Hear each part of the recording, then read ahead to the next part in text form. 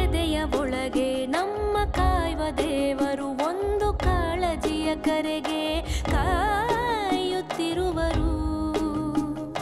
ತನಗೆ ತಾನೇ ತೆರೆವುದಾಗ ಬಿಡುಗಡೆಯ ದ್ವಾರ. ಅಂತರಾಳದೊಂದು ಕೂಗು ಈ ಯುಗಾಂತರ.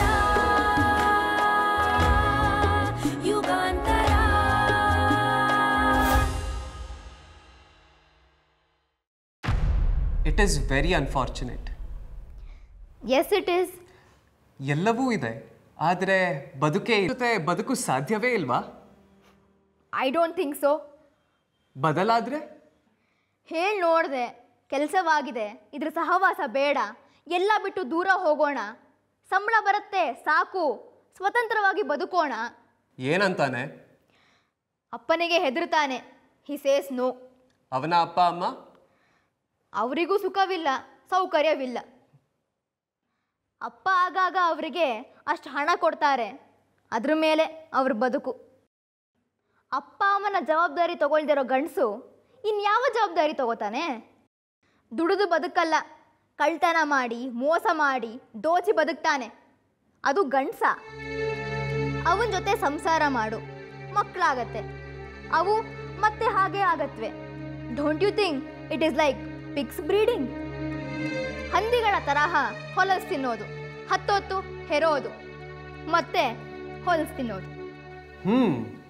It is difficult. You feel insecure. ಅಂದರೆ? Corrupt life. ನಾಳೆ ACB ಬರಬಹುದು, ED ಬರಬಹುದು, CBI ಆಗಬಹುದು.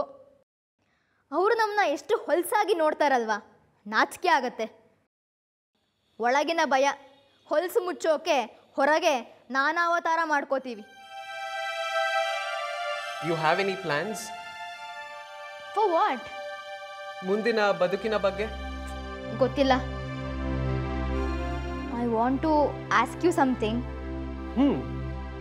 ಸ್ವಲ್ಪ ಇಲ್ಲಿ ಸೆಟಲ್ ಆಗೋವರೆಗೂ can you support me? I don't mind.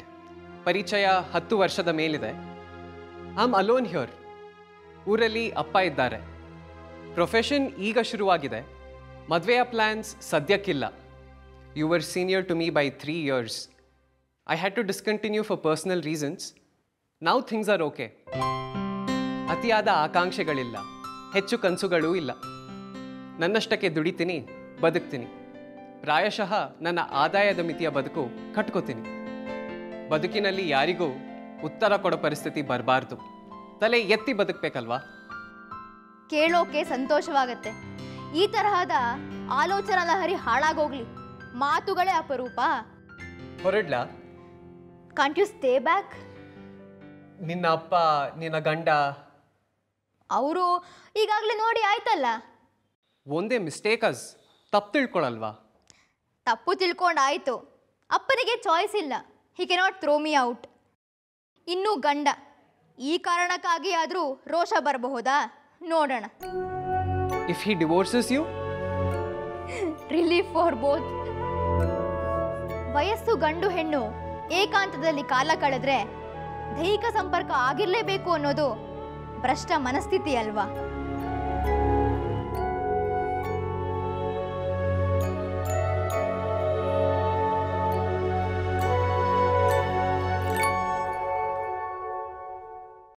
ಕಳ್ಳರು ನಿರಂತರವಾಗಿ ಆತಂಕದಲ್ಲಿರ್ತಾರೆ. ಅನುಮಾನಕ್ಕಾಸ್ಪದ ಕೊಡಬೇಡ. ಆನಂದರಾಮು ದುಡಿದದ್ದನ್ನೆಲ್ಲ ಹಲವು ಕಡೆ ಮುಚ್ಚಿಟ್ಟಿದ್ದಾರೆ. ಸರಿ, ಈಗ ಭಯ ಬಂದಿದೆ, ಎಲ್ಲವನ್ನ ಒಂದು ಕಡೆ ಸೇರಿಸ್ತಾನೆ. ಏನಂತೆ ಅವನ ರಿಕ್ವೈರ್ಮೆಂಟ್? ಯಾವತ್ತು ಆಗತ್ತೆ ಅನ್ನೋದನ್ನ ಅವನಿಗೆ ತಿಳಿಸ್ಬೇಕಂತೆ. ಸರಿ, ಒಂದು ಕಾಟೇಜ್ ಬೇಕಂತೆ. ಅವರ ಮನೆ ಅಡಿಗೆ ಅವರ ಹೆಸರಲ್ಲಿ ಬೇಕಂತೆ. ಆಧಾರ್ ಇದೆಯೋ? ಇದೆ ಅಂದ. ಕಳ್ಳರು ಯಾರಿಗೆ ಗುರ್ತೇ ಇಲ್ವೋ ಅವ್ರು ಗುರುತಿನ ಚೀಟಿ ಮೊದಲು ತಗೋತಾರೆ. ಆಮೇಲೆ ಅವನ ಹೆಂಡತಿ ಮಕ್ಕಳನ್ನ ಎಲ್ಲ ಸಾಮಾನು ಸರಂಜಾಮು ಸಮೇತ ಕಳಿಸ್ತಾನಂತೆ. ಆಯ್ತು, ಈ ಕಾರ್ಡ್ ತಗೋ. ಇವ್ರ ಜೊತೆ ಮಾತಾಡಿದ್ದೀನಿ. ಲಾಕರ್ಸ್ ಅರೇಂಜ್ ಆಗಬೇಕು ರೆಸಾರ್ಟ್ನಲ್ಲಿ. ಇವ್ರು ವ್ಯವಸ್ಥೆ ಮಾಡ್ತಾರೆ. ಹಾ, ಸಾಮಾನ್ಯವಾಗಿ ರೆಸಾರ್ಟ್ಗಳು ಬಹಳ ಇಂಟೀರಿಯರ್ ಸ್ಥಳಗಳಲ್ಲಿ ಇರುತ್ತವೆ. ಜನವಸತಿ ವಿರಳ, ಭಯ ಹೆಚ್ಚಿರುತ್ತೆ. ತಕ್ಷಣಕ್ಕೆ ವ್ಯವಸ್ಥೆ ಮಾಡು. ಆನಂದರಾಮು ಫ್ಯಾಮಿಲಿ ಬರೋ ಅಷ್ಟರಲ್ಲಿ ಇದಾಗಬೇಕು. ಸರಿ. ನೀನು ಅವ್ರಿಗೆ ಹೇಳಬೇಕು, ಹೀಗೆ ಲಾಕರ್ ಫೆಸಿಲಿಟಿ ಇದೆ, ನಿಮ್ಮಲ್ಲಿ ಅತಿ ಮುಖ್ಯ ಅನಿಸಿದ್ದು ಏನಾದರೂ ಇದ್ದರೆ ಅದನ್ನು ಅಲ್ಲಿಡಿ, ನಾವು ನೋಡ್ಕೋತೀವಿ. ಅವರು ಬೆಲೆ ಬಾಳೋ ವಸ್ತುಗಳನ್ನು ಗುರುತಿಸಿ ಅಲ್ಲಿಡ್ತಾರೆ. ಕಸ ಪಸ ತುಂಬಿಕೊಂಡು ರೂಮಲ್ಲಿ ಮಲ್ಕೋತೀವಿ. ಸೇಫ್ಟಿ ಅಂದ್ರೆ ದರೋಡೆಗೆ ಬರ್ತಾರೆ ಅಂದ್ರೆ ಅಲ್ಲಿ ಜೋಡಗದ್ದೆಯಲ್ಲಿ ಯಾರೂ ಬರಲ್ಲ. ಬಂದರೂ ನಾವೇನು ಮಾಡೋಕ್ಕಾಗತ್ತೆ? ಅವರು ನಮ್ಮನ್ನು ಹೊಡೆದು ಹೆದರಿಸಿ ಕಿತ್ಕೋಬೋದು, ದೋಚ್ಬೋದಲ್ವಾ? ದಡ್ಡ, ನಿಮ್ಮ ಹತ್ರ ಬೇಡ ನಮ್ಮ ಹತ್ರ ಇರಲಿ ಅನ್ನೋದು ಸೇಫ್ಟಿಗಲ್ಲ. ಮತ್ತೆ ಅವ್ರ ಹತ್ರ ಎಷ್ಟಿದೆ ಏನಿದೆ ಗೊತ್ತಾಗ್ಬೇಕಲ್ವಾ? ಕಳ್ಳರ ಮಾಲನ್ನು ಸೇಫ್ ಆಗಿ ಇಟ್ಕೋಬೇಕು, ಅದರಿಂದ ಲಾಭ ಹೆಚ್ಚು. ಆನಂದರಾಮುಗೆ ಭಯ ACB ಅವ್ರ ಮನೆಗೆ ಬರುತ್ತೆ ಅಂತ. ಅವನ ನಂಬಿಕೆ ನಿನ್ನ ರೆಸಾರ್ಟ್ಗೆ ಬರೋಲ್ಲ ಅಂತ. ಎಲ್ಲ ಗೋರಿ ಒಂದು ಕಡೆ ಇಡ್ತಾನೆ. ಎಲ್ಲಿ? ರೆಸಾರ್ಟಿನ ಅವನ ಕಾಟೇಜಲ್ಲಿ. ಈಗ ನೀನು ಲಾಕರ್ ಅಂತೀಯ. ತಂದಿರೋದ್ರಲ್ಲಿ ಬೆಲೆ ಬಾಳೋದೇನಿದೆ ಅದಷ್ಟು ಲಾಕರ್ ಸೇರುತ್ತೆ. ಈ ಸನ್ನಿವೇಶದಲ್ಲಿ ಯಾವುದೋ ಕಾರಣಕ್ಕೆ ಆನಂದರಾಮು ಹೆಂಡತಿ ಮಕ್ಕಳು ರೆಸಾರ್ಟಲ್ಲಿದ್ದಾರೆ ಅಂತ ACB ಗೊತ್ತಾದರೆ ಅವರು ರೆಸಾರ್ಟ್ಗೂ ಬರ್ತಾರೆ, ಕಾಟೇಜ್ ಜಪ್ತಿ ಆಗುತ್ತೆ. ನಾವು ಕೇಳಬೇಕು, ಇಲ್ಲಿದೆ ಹೇಳಬೇಕಾ ಅಂತ. ಆನಂದರಾಮು ಬೇಡ ಅಂತಾನೆ. ಕ್ಯಾಶ್ ಇತ್ತು ಅಂತ ಇಟ್ಕೋ, ಜ್ಯುವೆಲರಿ ಇತ್ತು ಅಂತ ಇಟ್ಕೋ, ಅವನು ಇಟ್ಟದಕ್ಕೆ ದಾಖಲೆ ಇಲ್ಲ, ನಂದಲ್ಲ ಅಂತಾನೆ. ಅಲ್ಲಿಗೆ ನಮ್ದೇ. ವಿಕಾಸ್ತೆ ಅವುಗಳ ಮೇಲೂ ನಮಗೆ ಕಂಟ್ರೋಲ್ ಬರುತ್ತೆ. ಅವುಗಳನ್ನು ಬಿಡಿಸ್ಕೊಳ್ಳೋದಕ್ಕೆ ಅವನು ಖರ್ಚು ಮಾಡ. ಸಹಜವಾಗಿ ಮಾತಾಡು, ಅತಿ ಕುತೂಹಲ ತೋರಿಸ್ಬೇಡ, ಅತಿ ಉತ್ಸಾಹ ಬೇಡ, ವಿಧೇಯನಾಗಿ. ಕಳ್ಳರು ನಂಬೋದು ಕಳ್ಳರನ್ನೇ. ಅವರಿಗೆ ತಾವು ಮಾತ್ರ ಬುದ್ಧಿವಂತರು, ಮಿಕ್ಕ ಕಳ್ಳರೆಲ್ಲ ದಡ್ರು ಅನ್ನೋದಿಲ್ಲ. ಸರಿ ಅಂಕಲ್. ಸಾರಿ, ಪರವಾಗಿಲ್ಲ, ಮುಂದುವರ್ಸು. ರಮಾನಂದ ಅವರು ಬರ ಹೇಳಿದ್ದಾರೆ. ಅವ್ರಿಗೂ ಹೇಳು, ರೆಸಾರ್ಟು ಸುಸಜ್ಜಿತವಾಗಿದೆ, ಅದ್ಭುತವಾದ ಲಾಕರ್ ವ್ಯವಸ್ಥೆ ಇದೆ. ಏನಾದರೂ ಕಣ್ಮರೆ ಆಗಿಸ್ಬೇಕು ಅನ್ನೋದಾದರೆ ಒಳ್ಳೆ ಅವಕಾಶ ಇದೆ. ಇಲ್ಲಿ ಗದ್ದೆಯಲ್ಲಿ ತೆನೆ ಕದಿಯುತ್ತೆ. ಕಟಾವಿನ ಸಮಯದಲ್ಲಿ ಸಾಕಷ್ಟು ತೆನೆ ಕದ್ದು ಬಿಲದಲ್ಲಿ ತುಂಬುತ್ತೆ. ಅದೊಂದು ಜನಾಂಗ ಇದೆ, ಅವರು ಬಿಲುಗಳನ್ನು ಹುಡುಕುತ್ತಾರೆ. 5-6 ಕಡೆ ಬಿಲ ಇದೆ ಅಂತ ಕಂಡ್ರು ಅದಷ್ಟು ಹೋಗಿ ಒಂದೇ ಕಡೆ ಸೇರುತ್ತೆ. 4ಕ್ಕೆ ಹೊಗೆ ಹಾಕಬೇಕು, 5ನೇದರ ಬಾಯಲ್ಲಿ ಕೂತು ಕಾಯಬೇಕು. ಹೊಗೆ ತಡಿಲಾರದ ಇಲಿಗಳು ಬಿಲದಿಂದ ಹೊರಗೆ ಧಾವಿಸುತ್ತೆ. ಒಂದೊಂದೇ ಹಿಡಿದು ಬಡ್ದು ಚೀಲ ತುಂಬ್ಕೋ. ನಂತರ ಬಿಲ ಆಗಿದ್ರೆ ಕದ್ದು ಭತ್ತನು ಸಿಗುತ್ತೆ. ರೆಸಾರ್ಟ್ ಜಪ್ತಿ ಆಗತ್ತಾ? ಫೆಸಿಲಿಟೀಸ್ನ ಎಷ್ಟು ಜನ ಉಪಯೋಗಿಸ್ತಾರೆ ಅನ್ನೋದ್ರ ಮೇಲೆ ನಿರ್ಧಾರ. ಅವರು ಇಟ್ಟಿರೋದು ನಮ್ದು ಅನ್ನೋಕ್ಕಾಗೋಲ್ಲ, ಕದ್ದು ಮಾಡು. ಅವ್ರದ್ದಲ್ಲದೆ ಇದ್ರೆ ಯಾರ್ದು? ನಮ್ಮದೇ. ದುಷ್ಟರು ಶಿಕ್ಷಿಸಬೇಕು. ದುಷ್ಟರನ್ನ ಶಿಕ್ಷಿಸೋರು ಯಾರು? ದೇವರು. ಅಲ್ಲಿಗೆ ನಾವೇನು? ಅದೇ.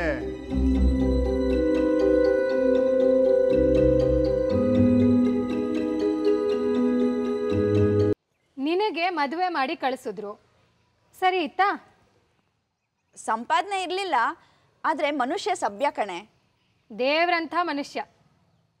ಆದರೆ ಮೆಚ್ಚಿಸ್ತಾನೆ ಬದುಕಬೇಕು. ಮೆಚ್ಚಿಸಿದ್ರೆ ಮುನಿಸು ಬರುತ್ತೆ. ದೇವಸ್ಥಾನದ ಕಟ್ಟೆಯಲ್ಲಿ ಕೂರ್ತಾನೆ. ಮೆಚ್ಚಿದ್ರೆ ವರ ಕೊಡ್ತಾರಲ್ಲ. ಕೊಡ್ತಾನೆ. ಅವನ ಹತ್ರ ಏನಿದೆಯೋ ಅದನ್ನು ಕೊಡ್ತಾನೆ. ಅವನ ಹತ್ರನೇ ಏನೂ ಇಲ್ಲ, ಇನ್ನು ನಿನಗೇನು ಕೊಡ್ತಾನೆ? ನೀನು ಹೀಗಿರ್ಲಿಲ್ವೇ? ಬದಲಾಗಿದ್ಯಾ? ಮುಂದೆ ಕೇಳು. ನಮ್ಮ ಮನೆಯ ದೇವರ ಹಣೆ ಬರಹ ಅಂದರೆ ಅಪ್ಪಂದು. ಸಮಸ್ಯೆ ಆದಾಗ ಮುನಿಸು, ದೇವಸ್ಥಾನದ ಕತ್ತೆ.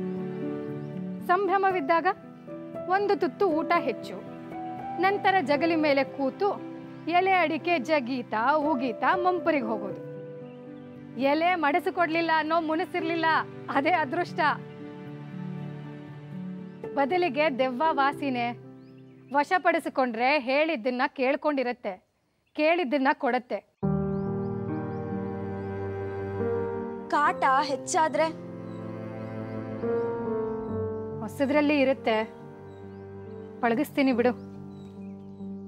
ನಿನ್ನ ಮಾವನಿಗೆ ಈ ಮದುವೆ ಇಷ್ಟ ಇಲ್ವೇ? ಅವರಿಗೆ ತಾನೇ ಬುದ್ಧಿವಂತ ಅನ್ನೋ ಅಹಂಕಾರ. ನಾನು ಮ್ಯಾನಿಪುಲೇಟ್ ಮಾಡ್ತಾ ಇದ್ದೀನಿ, ಅವರನ್ನ ಸೋಲಿಸ್ತಾ ಇದ್ದೀನಿ. ಅದು ಕಷ್ಟ ಆಗ್ತಾ ಇದೆ. ಕೈ ಬಿಗಿ ಇದ್ದಾಗಿದೆ. ಹಣಕಾಸಿನ ಪೂರ್ತ ವ್ಯವಹಾರ ಅವರದ್ದೇ. ನಿನಗೆ ಆ ವಿಷಯದಲ್ಲಿ ಸ್ವಾತಂತ್ರ್ಯ ಇರೋಲ್ಲ. ತೊತ್ತಾಗೋಗ್ತೀಯ ಅನ್ನೋ ಭಯವೇ? ಮನೆಯಲ್ಲಿ ಅಡುಗೆಯವರಿದ್ದಾರೆ, ಅವರೇ ಎಲ್ಲ ತಂದು ಹಾಕ್ತಾರೆ. ಊಟ ತಿಂಡಿಗೆ ಸಮಸ್ಯೆ ಇಲ್ವೇ? ಮಿಕ್ಕಿದ್ದು ನೋಡ್ತೀನಿ. ಅಮ್ಮ, ನೇರ ಪ್ರಶ್ನೆ, ಉತ್ತರ ಕೊಡು, ಸುಳ್ಳು ಹೇಳಬೇಡ. ನಿಮ್ಮ ಇವತ್ತಿನ ಪರಿಸ್ಥಿತಿಯಲ್ಲಿ ನನಗೆ ಮದುವೆ ಮಾಡೋದು ಸಾಧ್ಯನಾ? ಇಲ್ಲ, ಕಷ್ಟ. ಒಂಟಿ ಇರ್ತೀನಿ, ಊರಿಗೆ ಬಂದು ನಿನಗೆ ಅಪ್ಪನಿಗೆ ಸಹಾಯವಾಗಿರ್ತೀನಿ. ಅದಾಗಬಹುದಾ? ಇಲ್ಲ, ಸಣ್ಣದೊಂದು ಆಸೆ ಇದೆಯೇ. ನಿನ್ನ ಜವಾಬ್ದಾರಿ ಮುಗಿದ್ರೆ ಸುರೇಶನ್ ಮನೆಯಲ್ಲಿ ಜಾಗ ಆಗಬಹುದು. ನೀನು ವಾಪಸ್ ಬಂದರೆ ಅದೇ ಮನೆ ಹಿತ್ತಲು ಪರ್ಮನೆಂಟು. ಸುತ್ತ ರೆಸಾರ್ಟ್ ಆಗಿದೆ, ಆದರೆ ಅದು ನಮ್ಮದಾಗೋಲ್ವೇ? ಸಮಸ್ಯೆ. ಮೀರಿ ನಮ್ಮ ನಂತರ ನಿನಗೆ ಬದುಕಿರೋಲ್ವೇ?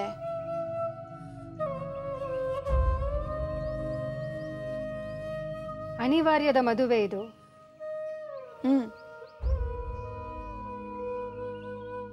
ಆಗ್ಲಿ ಬಿಡು.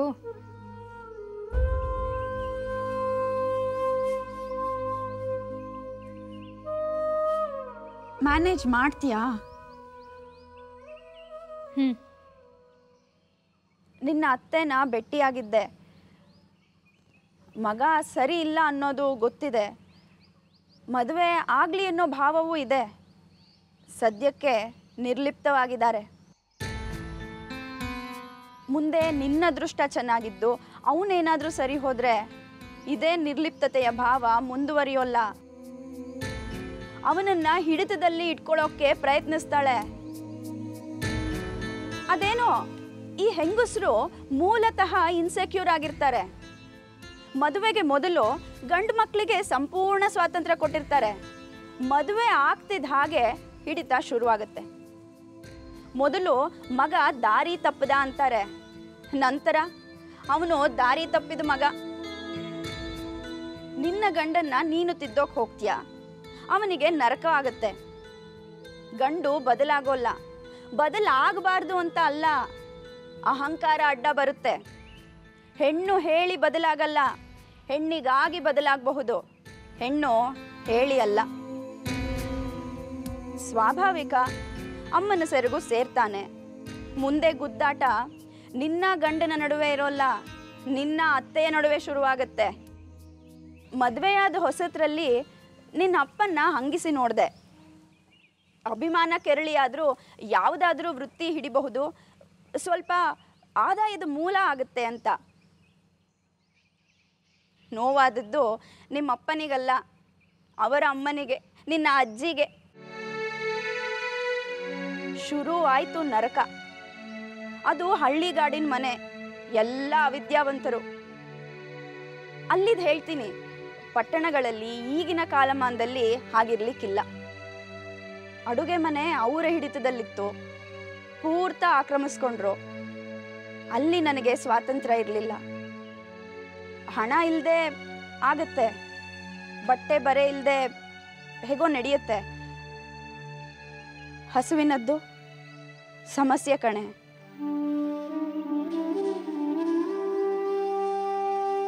ಒಂದು ಹಿಡಿ ಅನ್ನ ಕಮ್ಮಿ ಬೇಯಿಸೋರು, ಕೊನೆಗೆ ತಿನ್ನೋಳು ನಾನು. ಅರೆ ಹೊಟ್ಟೆನೆ, ಮೇಲೆ ವೇದಾಂತ. ಒಂದು ದಿನದ್ದೇ ಕೆಟ್ಟ ಅಭ್ಯಾಸಗಳು. ಮನೆ ಗಂಡಸರು ಊಟ ಮುಗಿಸೋವರೆಗೂ ನಾವು ತಿನ್ನೋ ಹಾಗಿಲ್ಲ. ಇವರು ನಾಟಕ ಬಯಲಾಟ ಅಂತ ಅಲೆದು ಬರ್ತಾರೆ, ನಮಗೆ ಹಸುವು. ಅತ್ತೆ ಸಂಜೆ ತಿಂದು ರಾತ್ರಿ ಊಟ ಬೇಡ ಅಂತ ಮಲ್ಗೋರು. ನನ್ನ ಕತೆ ಹೇಳು. ಅಸಹ್ಯ. ಹೀಗೆಲ್ಲ ಆಗ್ತಿತ್ತಾ? ಈಗ ಹಾಗಿರೋಲ್ಲ, ಇಲ್ಲಿ ಹಾಗಿರೋಲ್ಲ. ನೀನು ನಿನ್ನ ಗಂಡನ್ನ ಪಳಗಿಸೋಕೆ ನಿಂತ್ರೆ ಅವನ ಅಮ್ಮ ನಿನ್ನ ಪಳಗಿಸೋಕೆ ನಿಲ್ತಾಳೆ. ಹೆಂಗಸು ತಾನು ಸೋತಲ್ಲಿ ಬೇರೆ ಯಾವ ಹೆಂಗಸು ಗೆಲ್ಲಬಾರ್ದು. ಹಂಗು ಅಂತ ಭಾವದಲ್ಲಿ ಕಾಡಿ ಹಸಿವು ಅಂತ ನರಳಬೇಡ. ಹಕ್ಕು ಅಂತ ಕಿತ್ಕೊಂಡು ತಿನ್ನು. ಇನ್ನೊಂದು ಮಾತು ಹೇಳೋ ಬೇಡವೋ ಗೊತ್ತಿಲ್ಲ, ಬಹಳ ಕಷ್ಟವಾದ್ರೆ, ಆಗೋದೇ ಇಲ್ಲ ಅನ್ಸಿದ್ರೆ ಪ್ಯಾಕ್ ಮಾಡಿಕೊಂಡು ಸೀದಾ ಬಂದ್ಬಿಡು.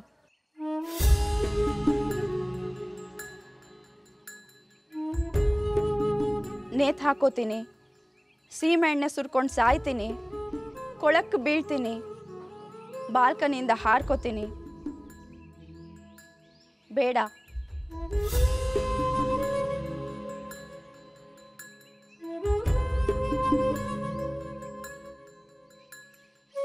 ಒಂಟಿ ಹೆಣ್ಣುಗಳು ಎಷ್ಟು ಹೆಚ್ಚಿವೆಯೋ ಅಷ್ಟು ಸಮಾಜದ ಸ್ವಾಸ್ಥ್ಯ ಕೆಟ್ಟಿದೆ ಅಂತ.